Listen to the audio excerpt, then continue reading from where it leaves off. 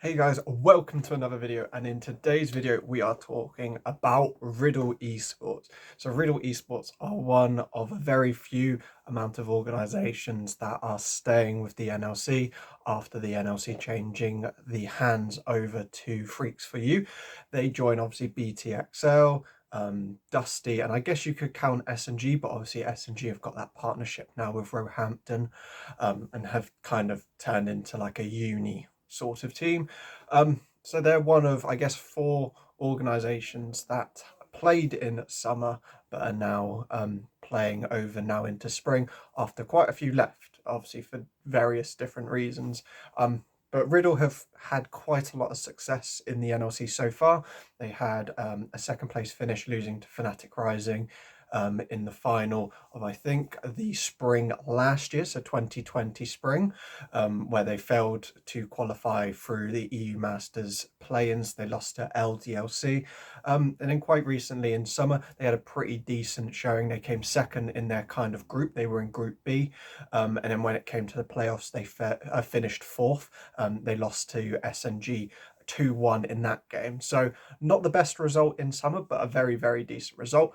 And from that, I guess, summer roster, they've been able to keep three of the main components from that summer roster, which is your top laner, your jungle, and your mid laner. So they've extended their contracts, and it's only the bot lanes that have swapped out for the roster.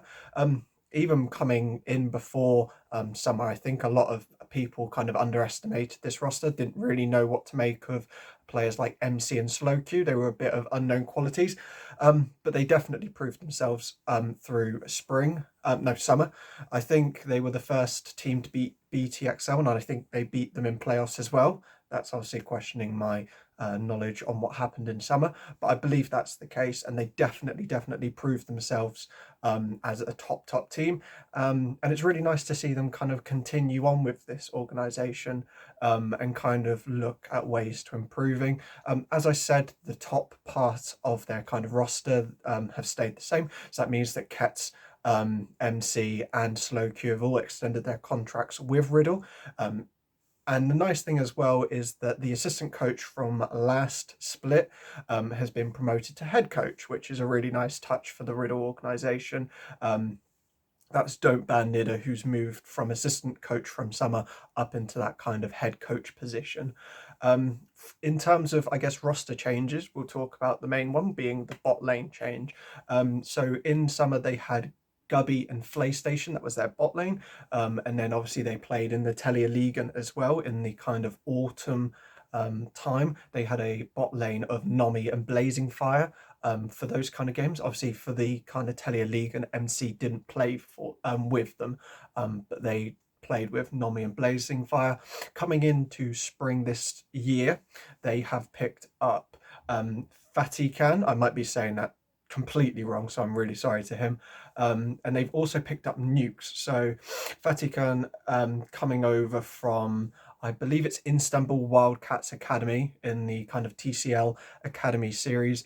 And then Nukes has been playing quite a lot for Ago Rogue, no, not Ago Rogue, Schalke Evolution in the past.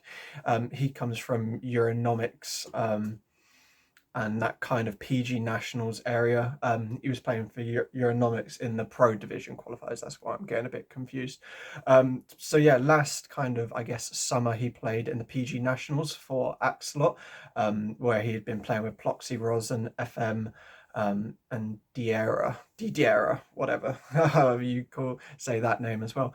So they joined the roster. Really good additions, I think, to that roster. I mean, you keep the core three, which is a really strong part of the roster, and then you can only kind of improve from there. So very much expect this roster to be a very good roster again.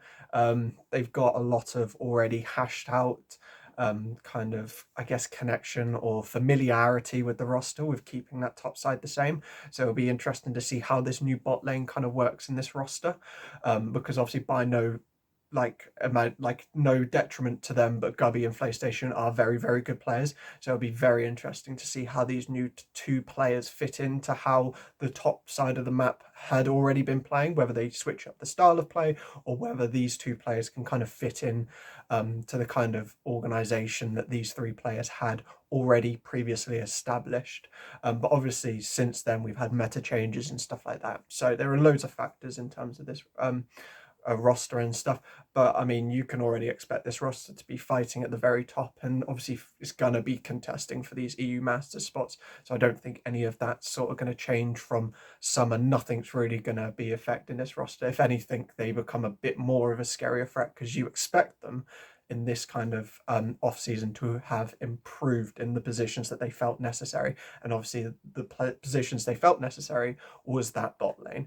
And on paper, Nukes and Fatican or whatever, just looking at those two players on the surface, I think they've definitely done that. And obviously, I can't do this roster without mentioning my friend Phobos. It's really good for him to have the opportunity, assistant coach. So shout out to him, really good friend and a lot of experience working with him. So I'm very happy for him to have this roster. But this Riddle roster, very exciting. I cannot wait to see this top side play again. I think Slow Q and MC were two of my favorite players to watch from summer, and it was a very, very fun roster to watch. And I'm hoping that we get to see more of these two players and also this new bot lane playing, because I'm very happy that they've kept parts of their old roster the same, and these improvements could mean the difference between them in that fourth place to them fighting for first or second, which this roster should be doing.